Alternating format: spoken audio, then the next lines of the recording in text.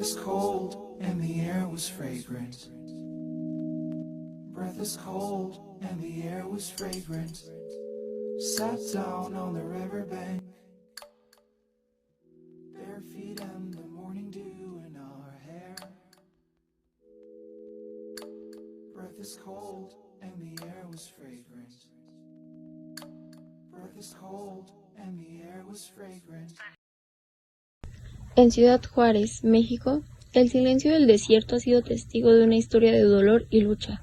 Durante décadas, esta región fronteriza se ha convertido en un escenario marcado por la violencia de género, la impunidad y la invisibilidad de las víctimas. Entre estas tragedias, los casos de Esmeralda, Claudia y Laura, 3 jóvenes cuyas vidas fueron brutalmente arrebatadas, encendieron una luz en la oscuridad y llevaron a una sociedad entera a cuestionarse: ¿cuánto vale la vida de una mujer? El caso, conocido como Campo Algodonero, no solo reveló la indiferencia y la negligencia del Estado mexicano, sino que marcó un precedente histórico en la lucha por los derechos humanos y la justicia por las mujeres en América Latina. En este documental exploraremos las raíces de la violencia de género en Ciudad Juárez, el impacto de este caso emblemático y cómo el fallo de la Corte Interamericana se convirtió en un símbolo de esperanza y resistencia.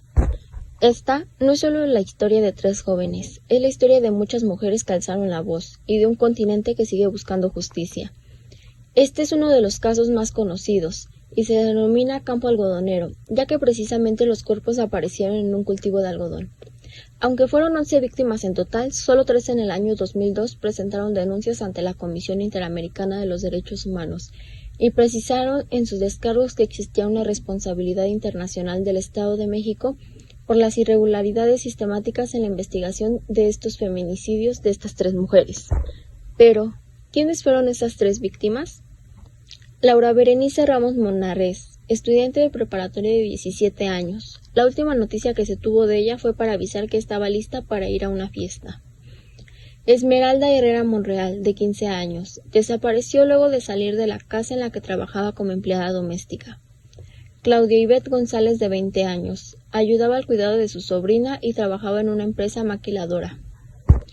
Por llegar 2 minutos tarde a la máquila, le negaron la entrada y ese mismo día desapareció. Las 3 mujeres fueron encontradas el 6 de noviembre del 2001 en un campo algodonero, y con un día de diferencia. El 7 de noviembre del mismo año se localizaron a otras 5 mujeres víctimas de violencia sucedida en Ciudad Juárez, Chihuahua. La fecha de presentación de la petición fue en marzo del 2002, llevados por los familiares de las víctimas, a través de diversas organizaciones de la sociedad civil protectoras de los derechos humanos, a la Comisión Interamericana de Derechos Humanos. Las autoridades mexicanas afirmaron abiertamente la identidad de los cuerpos y no fue hasta 2006 que se tuvo certeza plena sobre ellos gracias al trabajo del equipo argentino de antropología forense.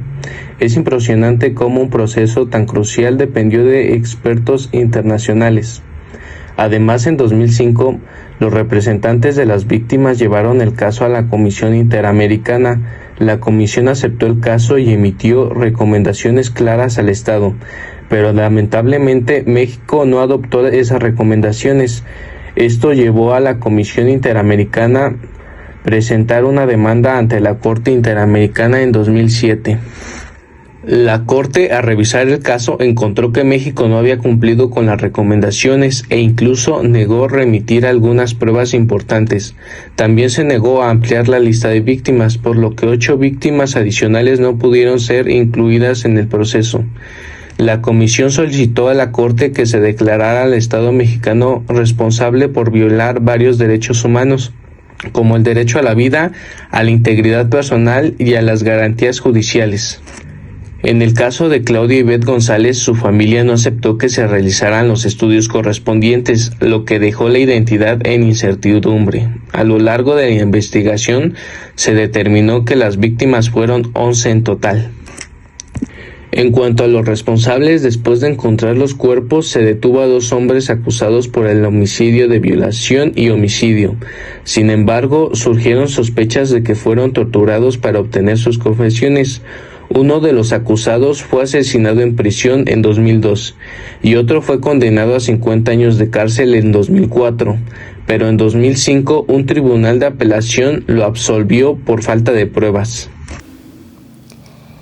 Aunque el Estado alegó que no había sido responsable de los hechos, la Corte concluyó que existieron fallas en la prevención, investigación y reparación de los crímenes, subrayando la violencia estructural contra las mujeres en Ciudad Juárez y la falta de acción efectiva en la investigación de estos homicidios desde los años 90.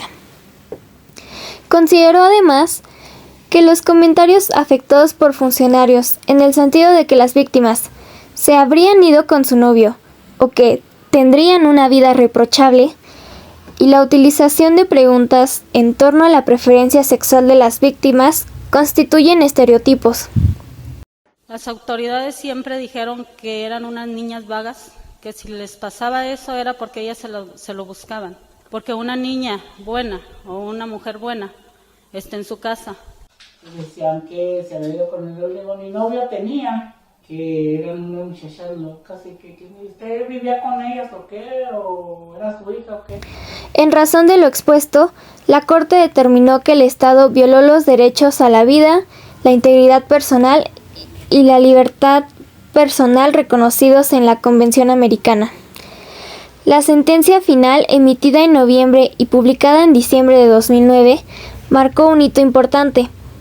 Reconoció los homicidios como feminicidios y desarrolló la jurisprudencia clave sobre la Convención del Belém do Pará, estableciendo criterios de reparación con perspectiva de género.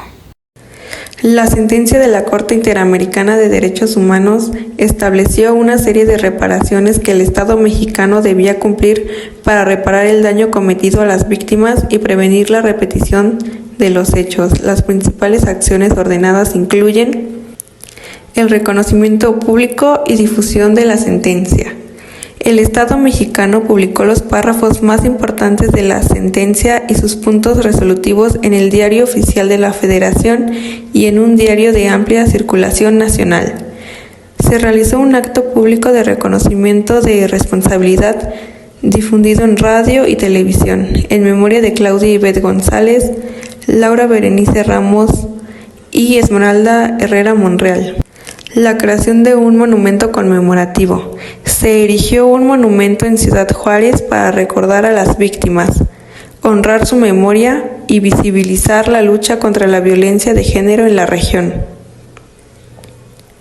La Corte ordenó la creación de una página web que contenga información sobre mujeres, jóvenes y niñas desaparecidas desde 1993. Esta página debe de permitir que cualquier individuo proporcione información relevante sobre el paradero de las desaparecidas y debe ser actualizada de forma permanente. Se implementaron programas de capacitación para funcionarios públicos en temas de derechos humanos y perspectiva de género, identificación y superación de estereotipos sobre el rol social de las mujeres. El Estado debía proporcionar atención psicológica o psiquiátrica gratuita, inmediata y efectiva a los familiares de las víctimas. Se ordenó el pago de indemnizaciones a las familias por los daños materiales e inmateriales sufridos. Estas acciones no solo buscaban reparar el daño a las víctimas y sus familias, sino también establecer mecanismos para prevenir futuras violaciones de derechos humanos y erradicar la violencia de género. La sentencia continúa siendo un referente crucial en la lucha por la justicia y la igualdad de género en México y América Latina.